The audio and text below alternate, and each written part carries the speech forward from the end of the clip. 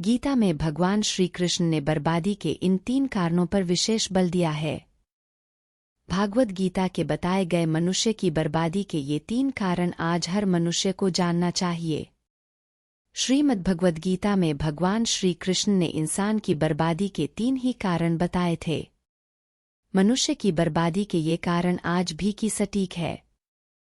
कहते हैं कि मनुष्य यदि अपनी बर्बादी के कारण को जान जाए तो वह अपने जीवन को सुखमय बना सकता है। गीता में भगवान श्री कृष्ण ने बर्बादी के इन 3 कारणों पर विशेष बल दिया है।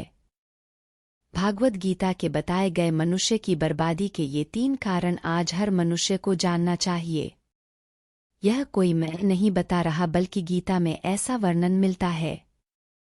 क्या आप जानते हैं कि मनुष्य की बर्बादी के 3 कारण कौन कौन से हैं? यदि नहीं तो आगे हम इसे एक कहानी के आधार पर जानते हैं।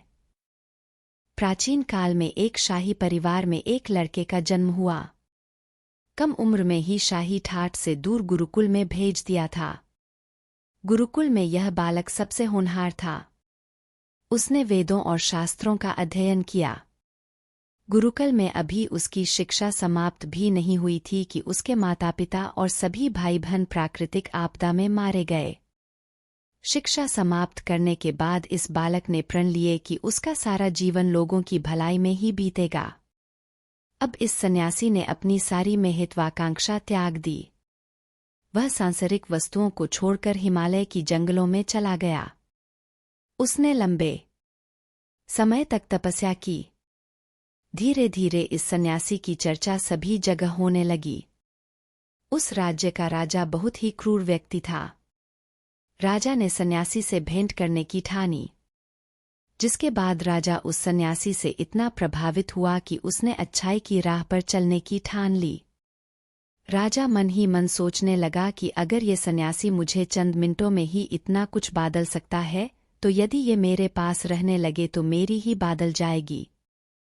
इसके बाद राजा ने सन्यासी से अपने साथ चलने के आग्रह करने लगा। सन्यासी इसके लिए मान गए और राजा उन्हें साथ लेकर महल में चले गए। वहां राजा ने सन्यासी को शाही कमरे में भोजन करवाया। सन्यासी ने राजा का धन्यवाद किया और जाने की आज्ञा मांगी, जिस पर राज ने कहा आप हमारे बगीचे में हमेशा के लिए रह सकते हैं। सन्यासी ने राजा के प्रस्ताव को स्वीकार कर लिया। बगीचे में सन्यासी के लिए एक कुटिया बना दी गई। राजा ने भी सन्यासी की खूब सेवा की। कुछ समय बाद अचानक राजा और रानी अपने पड़ोस के राज्य में चले गए।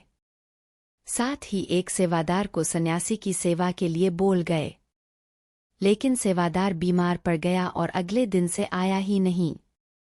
ऐसे में सन्यासी को कोई भोजन देने वाला भी नहीं था। कुछ दिनों के बाद जब राजा वापस आए तो सन्यासी ने राजा को बहुत डांटा। राज ने सन्यासी से क्षमा मांगी और फिर सब कुछ ठीक हो गया। फिर कुछ दिन बाद राजा को राज्य से फिर कुछ दिनों के लिए बाहर जान पड़ा। इस बार राजा ने रानी को आदेश दिया कि जब तक वह आते नहीं तब तक राजा को किसी प्रकार की दिक्कत नहीं होनी चाहिए।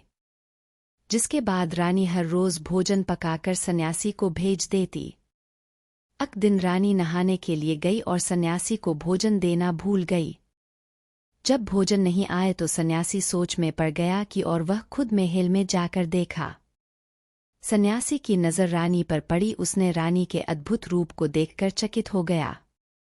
सन्यासी रानी की सुंदरता को भुला न सका और उसने खाना पीना छोड़कर अपनी कुटिया में पड़ा रहा।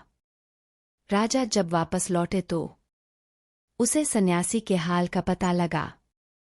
राजा ने जब सन्यासी से ये सब पूछा तो उसने कहा कि मैं रानी की अद्भुत सुंदरता का कायल हो गया हूँ।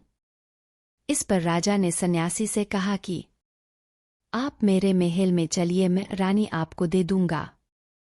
कुछ दिनों के बाद रानी ने उस सन्यासी से कहा कि आप क्या थे और क्या हो गए। आज आप वासना के कारण मेरे गुलाम हो गए। यह सुनकर सन्यासी को महसूस हुआ कि वो तो एक सन्यासी है। सन्यासी जोर जोर से चिल्लाने लगे और रानी से कहा मुझे क्षमा कर दीजिए। इस प्रसंग का सार यह है कि जब इच्छा पूरी नहीं होती है तो क्रोध उत्पन्न होता है। और अगर पूरी हो जाए तो लालच बढ़ता है।